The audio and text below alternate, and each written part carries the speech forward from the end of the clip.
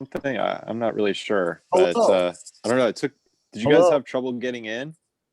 It just said that there was another meeting in Are you guys progress. ready? Yeah. Sorry about that. Yeah. Apparently, No, I it's must okay. have logged in. I logged into this meeting. I don't understand why it didn't have me in. So hello, Ah. everyone.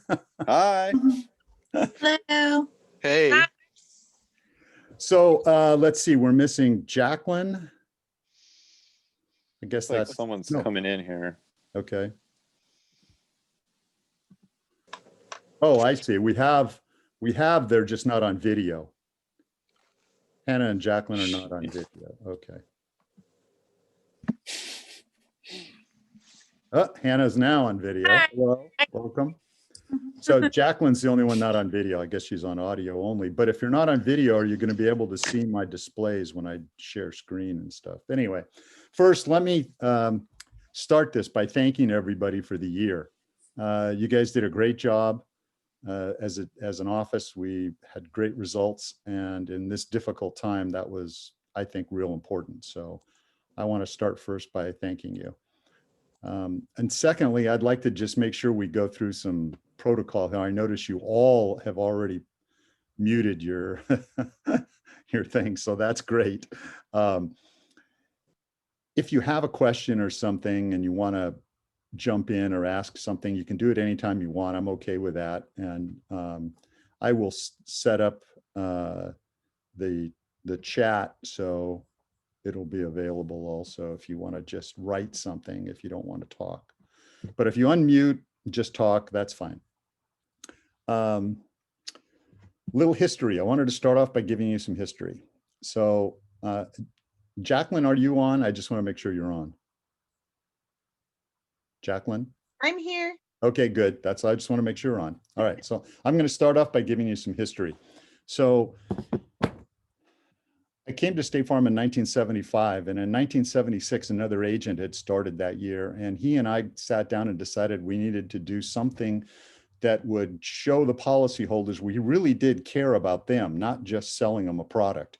So we sat down and we designed what we called an insurance review. We call it the annual insurance review. And we did that for the 4 years that I was, or the next 3 years that I was an agent before I went into management. And then 14 years, I was training agents to do this. And their results were really good from using this process. And then in 1994, I came back to being an agent again, and I inherited an account that had an existing book. And I asked the office manager, who I also inherited, to try to fill as many family insurance checkups, so that's what I called them then, as possible in my week. And I gave her 6 appointment slots a day. So she had at least 5 appointment slots a day filled for me to do FICs in. So I figured out roughly I'm somewhere between 5 and 10,000 of these I've done. So I have some experience in this area. So now I want to go through that family insurance checkup. Why, what, when, who, and where. Does everybody have that up, or should I pull it up for everyone? I can share my screen if you want to see it that way. Anybody want me to share the screen? Okay. All right. So under the whys, there are 2 parts to that. What's the benefit to the policyholder and what's the benefit to the office? So the policyholder, they learn that the purpose of insurance is to protect themselves and the things they have, the rest of their family. They get a chance to make some decisions and some changes that reflect what their real wants and needs are. So unfortunately, most people buy insurance, it's a commodity, like you go and buy toothpaste or something. And unfortunately, that means that there's not an alignment between what their real needs and wants are and what the product they buy is. A lot of times the premium they pay overrides whatever the other stuff, and they don't end up getting the correct coverages or the right deductibles or whatever. So that's the first thing. And they don't know they're in that situation until they have their first insurance review. When they have their first real insurance review where we show them all these things, they don't go anywhere else. So I kept statistics for the first like 12 years when I came back to being an agent in 94, for like 12 years. The statistics I kept were at that time, every day we got a list of people whose households had no policyholders in it, no policies, I mean, in it that day. So in other words, that was the first day there were no policies in that household. So that means they left us. So I kept track of those, and I had 33 on a page, and I had done FICs with about half of my book of business. So if you think about that, if there are 33 on a page, about half of those people that leave should be people that have had FICs, and half should be people that haven't, right? You get enough numbers, and I had large numbers. So the reality was, out of the 33, only 3 of them had left had FICs, and all 3 of them were the same situations. They had died, sold the car or house, or moved out of the area. So they weren't going to another insurance company. That left 30 that went for other reasons because, well, 3 of them probably went for the same reasons. And then 27 of them probably went to different insurance companies. And why did they do that? Because they didn't understand what their risks and were out there and what their choices and options were. And that I cared more about them getting to know what the right choices and options were than I did about me selling any products. And when they would actually sit in their first reviews, at least half, probably over half of them would walk out paying less premium than they came in paying. And that means I was making less money. And they're not stupid. They knew that. They understood that I cared more about them getting the right coverages, protecting their family, but it's what they wanted, not what I wanted. And I didn't push them to do that. Okay, so that's the reason why you get this big disparity on who's going to leave you and who's not. That people just don't leave if you've really shown them you care about them. You're going to look out for their best interest. We're with the best insurance company. There's no insurance company out there that really provides a better overall picture than State Farm. So there's no reason for them to go somewhere else. If they could save a little money for a year or two, big deal. In the long run, over 10 years, they'd have to keep switching companies all the time to sustain that savings. Otherwise, find the best company that's going to give you service when you have problems and stay with that company. So the benefit to the office was we had better informed policyholders. So that was real important because when they understand what their choices and options are and what coverages they're going to have and what the choices that they're going to make on deductibles and those kinds of things, it becomes less of a problem when they have a loss. So somebody that actually sat down with me and went through every one of the deductibles, if they have a loss on that collision loss and they have to pay a $500 deductible, they know they were involved with that decision and they knew the differences. They knew the premium savings of going to that 500 versus the 250. It made them as informed policyholders much easier to deal with for our office. They were more pleasant and happy. Because less people are leaving us when they have an FIC, we have to write less business just to stay even. So if we write the same amount of business and we insulate it by doing these insurance reviews, we actually grow with the same amount of production without increasing our production. But the funny thing about it is, on the average, over a long period of time, you're going to write probably 1 extra policy, maybe not at the day you do the insurance review, but within a short time after that, you're going to write another policy or 2. And it's going to be life. It's going to be some other product, or you're going to find out about a house they had insured with another company that's a rental dwelling, and now we're writing it. But you're going to average almost 1 policy. So we're going to write more business, and we're going to save more business by doing this. So that's the benefits to our office. Questions? Anybody have any questions on any of that so far? Any surprises? Were you surprised by any of that? No? Okay, I really want your input, you know? So, okay, so what are we doing? An insurance review, if it's done properly, goes through every policy the client has with us and every coverage they have. So when I first went back to being an agent and I would get an appointment set, I would prep before the appointment and fill out this sheet, which I'll show you later. But I would go through every coverage. So if they didn't have building ordinance and law coverage as an example on their home, and I knew it was an older home and it wasn't up to current code unless they remodeled, that's on there to talk about. And that happened with every coverage they have, every deductible they have, everything. So when I did a deductible, if they had a 250 collision deductible, I figured out the premium savings to go to 500. And then I would explain to them the difference.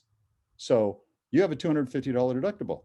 Your car's worth $30,000. If you get in a loss, you pay the first 250 and we pay after that.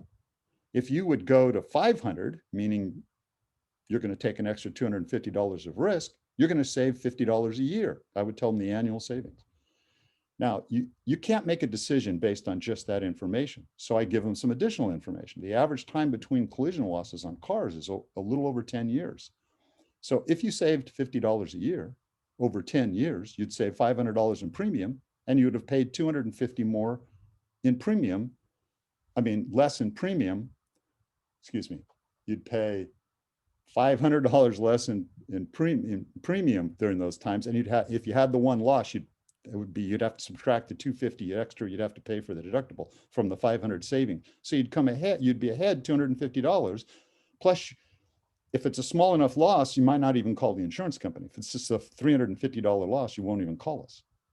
So if I give them that information, then some of them will say, that's a good idea. Let's just go to the 500 and save the $50 a year. Some will say, no, I really like the fact that I'm not out ever more than 250. I never argue with them. I always just say, fine. But they had the information to make an intelligent decision. And that is really important when somebody else calls them up and says, hey, would you like a quote on your auto insurance? I don't think so. I have an agent that really cares about me and is willing to give me all the information so that I can make good decisions. It insulates the business. That's the reason it insulates the business. So after doing that part of the policies they have with us, we have a questionnaire. Part of our questionnaire is to ask them about other policies. Now, those other policies might not be policies that we can even sell them. So if you looked at the sheet, I gave you a sheet of a policyholder that I had done, it was like 2009, I did this review with this client. And you'll notice that after talking about all his policies, now I want you to know that this guy is somebody I did a review on every year. So you'd think after doing them every year, he wouldn't have to make any changes. Oh no, he made changes all the time because things change, premiums change, deductible savings changes, different car, something changes. So by doing that, he's not going anywhere else. Why would he go anywhere else when he can spend a half an hour with me and resolve all those issues every year? Anyway, if you'll notice after all of the policies, there's these 6 different things listed. Disability was the first one. Now, even though at the time we had a disability product, it was not a quality product then. So I would never plan on selling somebody one of our disability products. But it's the first question I asked. Why is it the first question I asked?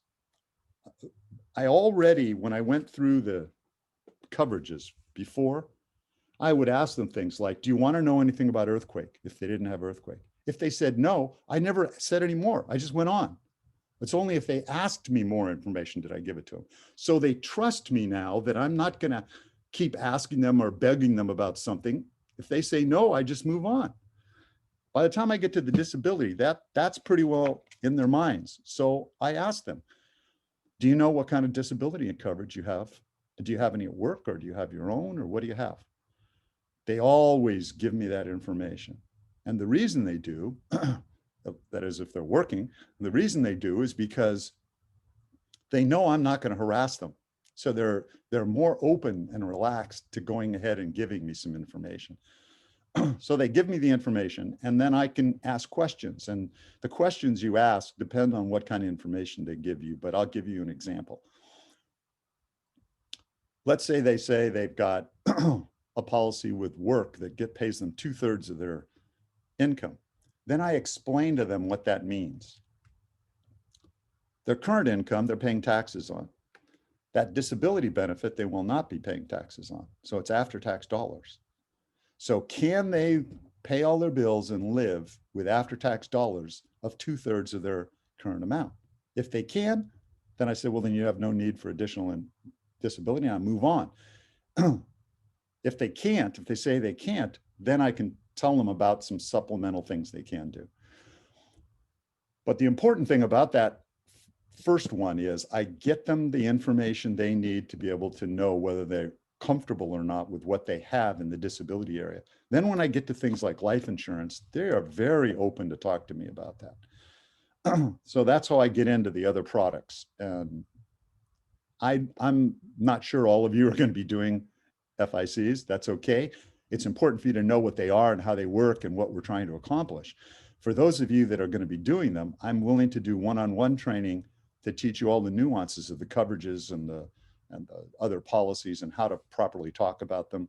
The most important thing about the family insurance checkup process when you're talking to somebody about it is you can't get nervous. You don't need to get nervous because you already know so much more than they do about insurance. There is nothing to be nervous about, trust me. And you never want to tell them anything that you don't know for sure. So if you don't know it, you don't say it. That's all. Then you won't get in trouble. And For I some will reason, prep it you. still happens. I'm sorry. For some reason, it still happens. Yeah, I know it does. And yeah, that goes away though, eventually. Trust me, I promise you that goes away. I've been doing it long enough now where I can promise you that goes away. But until you've seen everything 50 or 100 times, then yes, you still get nervous about them. Okay, anything else about the what we do during the FIC? Well, you also have a section on the sheet that talks about questions that you're going to get back to them on. So that's always made me feel comfortable, is that if there's something that they ask that I'm not sure on, I'll just do a call to underwriting or, ask someone, after the meeting and then get back to them. So that's always helpful too. Yeah, good point. Thank you. Yeah, that's on the down below follow-up work. There's 2 columns, the policyholder column and the conductor. That's us, the conductors. That's where that goes. And when at the end of the interview, one of the things I tell them is, these are the things you need to do. Like they need to give me their odometer reading or whatever they need to give me. I summarize it because I've been writing them down over there, and I summarize, oh, you need to make a decision on the collision because you said you wanted to think about it. You need to make a decision. It's on your side. I'm not going to call you and bug you about it, but it's on your side. On my side, and then I list everything on my side, and I say, I guarantee you I will get back on all of these things I promised you I'd get back on. Part of the process. Thanks, Josh. That was good. Anything else about the what? Questions? Okay. When? So an important thing is to understand, because things change, which I already talked about a little, it's important people review their insurance on a regular basis. Now, not everybody, that interval is the same. So I have clients that would come in every year and do their insurance reviews. I have clients that, if they did it once, they probably felt like that was good enough for them. They were good now. They knew they could call me to do it again if they decided they wanted to. So normally what I tell people though, is you shouldn't go more than 5 years. And the average person, usually after they've been in once, comes in about every 3 years. That's average. If you have changes going on in your life, you come in more often than that. Or if there's some kind of a change that occurs, change of jobs, retirement, whatever, you just call and we'll schedule another one. But the thing I'm trying to plant in their mind is every 5 years. That's kind of like the longest interval you want to go. Any questions on that? Okay. Who? So obviously we want all the policyholders, if possible, to come in or be on the phone call or whatever. And whoever is the conductor in the office, and that's it. That's the who's. And the where's. Right now, obviously, we're in a unique situation right now. So if we could do online, either, FaceTime or Zoom meetings or phone or whatever, those work best now. But eventually, I think in person is the best. So if we can get people in the office, it is the best, because, well, of course, there's a lot more. You can do a lot more now remotely than you used to be able to do. We needed signatures for everything. Okay, any questions on any of that?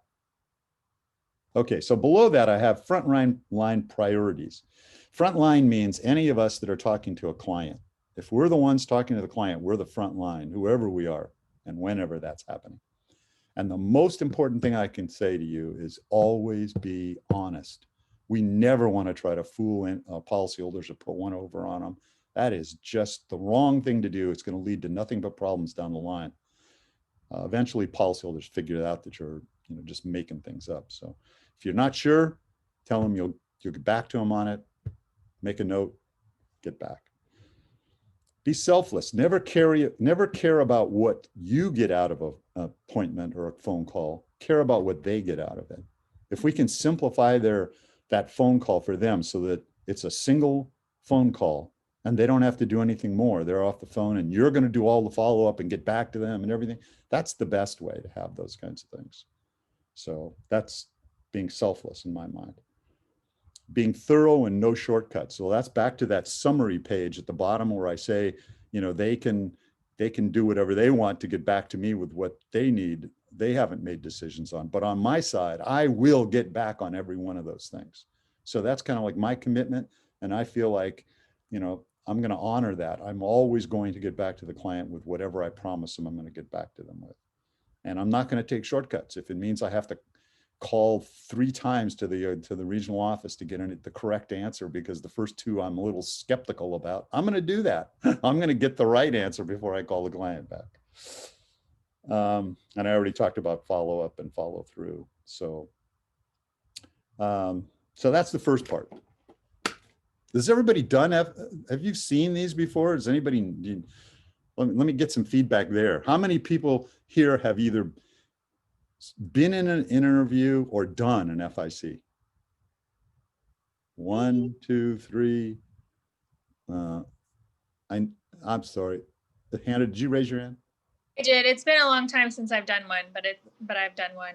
Okay. And there are different kinds of FICs. There's a full FIC, there are mini FICs. And I'm willing to train on either one of those. Every one of you is capable of doing a mini FIC right now. There's no doubt in my mind about that. So it's nice if you have this, whatever the system for it is, down kind of in your mind a little bit and the sheet that you're going to use so that mini reviews usually they're done and they're finished, but sometimes they lead to a full review. So you have to reschedule for them to meet with somebody that does full reviews. If you already do full reviews, you just take the mini and turn it into a full review while you've got them on the phone. So, okay. So I also gave you the thing called the FICs at the top and little red writing, the process. If you decide you want to do FICs and get comfortable doing them, and I'm willing to work with you one-on-one to do that, it's helpful to read through this. It's not updated, I have to say. I looked at it and I'm going, geez, things have changed a lot since this is last updated, so it needs to be updated. But I will update it if I get people that want me to train them one-on-one, I will update this and get it all up to date with our current systems. But it goes through everything. I mean, it talks about, you want to learn about life insurance? There's a whole section here on life insurance. Long-term care, back when I first started selling long-term care, that was a hot product and we had a lot of people buy that product. Well, we can't even sell it now, but that's okay. I don't know if anybody is out in the market selling it still, but if we have people doing FICs, we should find out if there's somebody selling long-term care because it's a product that everyone should consider that has a desire to protect their assets. And that's another thing about FICs. During the FIC process, one of the most important things I tell people is, yes, we're going to cover all your policies and coverages and talk about those things. But one of the things we're going to do is we're going to cover all of what we call catastrophic risks. So what is I define a catastrophic risk as anything that can happen that can change your financial situation in a way that impacts your lifestyle. In other words, you cannot live the same way you're living now. Something's going to change. And so, as an example, one of the catastrophic risks that we obviously cannot insure is people can lose their job. If you lose your job, you don't have income, right? That changes your whole life, right? So people understand that one when you tell them that that's a catastrophic risk. Some of the other catastrophic risks are the person that's earning the most money in the family, the one that's providing the biggest assets towards paying all of the bills and debts, if they died, that income stops. Do you have enough life insurance? You know, that's a catastrophic risk. Earthquake is a catastrophic risk. Most people that own a home have a mortgage on it. If that house is totaled and they don't have earthquake insurance, that could cause them to file bankruptcy. They could be bankrupt from an event like that. Disability insurance, same kind of a thing. Health insurance is another one of those things. So I make sure that they understand we are going to talk about catastrophic risks. The other big one that we can actually do something about and educate them so that they can get the proper amount is umbrella coverage, liability exposure. They can get an auto accident and lose everything. I had a policyholder who, I don't want to get too far afield here, but I had a policyholder who had a $2 or $3 million umbrella. I'm trying to remember now. I can't even remember which size it was. and the wife was helping at being a monitor at a golf tournament. So she was sitting in a golf cart, and her job at this, if some of you might not play golf, so you might not understand what's going on here, but I'll try to explain it. This is a par 3, which means the person on the tee that's hitting the ball can actually reach the green where people are trying to putt. So people could get hit by the ball coming. So what the people the spotter does down below is they wait until the green is cleared, and then they raise their hand up and tell, okay, it's okay to hit the balls. Then they hit, and then the people come down. Anyway, she's a spotter and she's sitting in her cart, and the people leave their cart and they start walking away, and she turns around because she knows what's going to happen to signal the people up above to not hit. One of the women came back to get a club out of her bag. My policyholder's foot slipped off the brake, rolled into the other cart in front, pinching the woman's leg, lacerating it. So they rushed her to the hospital, 16 stitches or whatever. Not a problem with that part, but she gets a staph infection at the hospital and almost loses her leg. To make a long story short, that person sues my policyholder for $2 or $3 million. I can't remember what the amount was. State Farm paid $1.6 million on that claim. That would have affected if they didn't have an umbrella, their lifestyle would have been affected. They were retired, and that would have affected it. So that's what I mean by, and we have a sheet at the office. I don't know if everyone here has looked at it. Have you all seen the sheet on how much umbrella coverage to recommend to someone? Yes? No? Yes? Okay, good. That helps people understand how much they should be considering. And I usually tell them a little story when I'm telling them the amount, because it's called the prudent person rule. So if I have a $3 million in net worth, I need to have at least enough liability coverage to cover that, which would be 3 million. But that isn't the whole story. That's just the first part of the story. The next part of the story is, for a risk taker, they might take less than that. They might go with a $2 million coverage. Someone that's really conservative might want 4 million of coverage. So for me, part of my prep work when I'm doing an FIC before the policyholder even comes in or before I talk to them, I've already calculated the $2 million premium and the $4 million premium for that $3 million policy that person has. So when I'm talking to them, I go, okay, so if you're a bigger risk taker, you might want to consider going to 2 million. If you're more conservative, you might go to 4 million.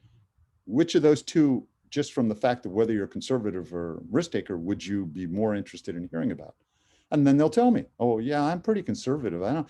Well, then let me tell you the difference between 3 million and 4 million. And I tell them the premium. Then they can make a decision. They cannot make the decision if they don't know what the difference in premium is. And then once you give them that, I don't try to influence them. Whatever they want to do is fine. Let's see, where was I? Oh yeah. So back to this sheet that goes through the whole process.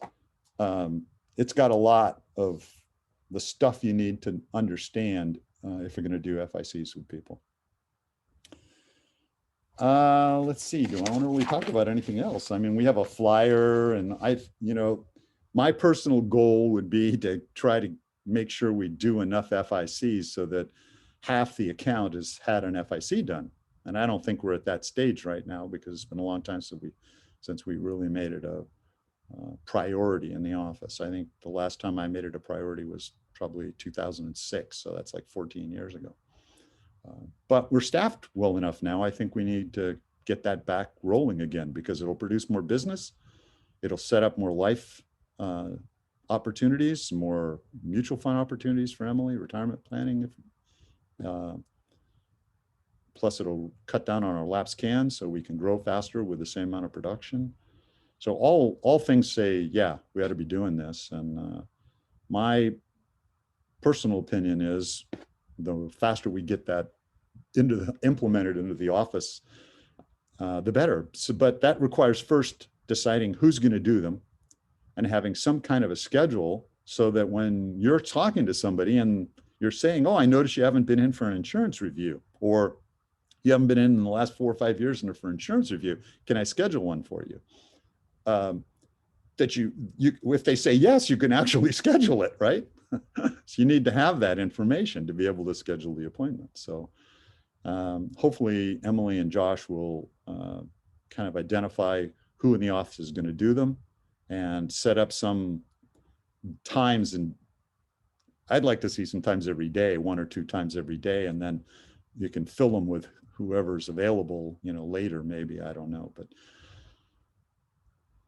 questions. I mean, if you guys don't have any more questions, that's pretty much the first preview of FICs and what they're all about.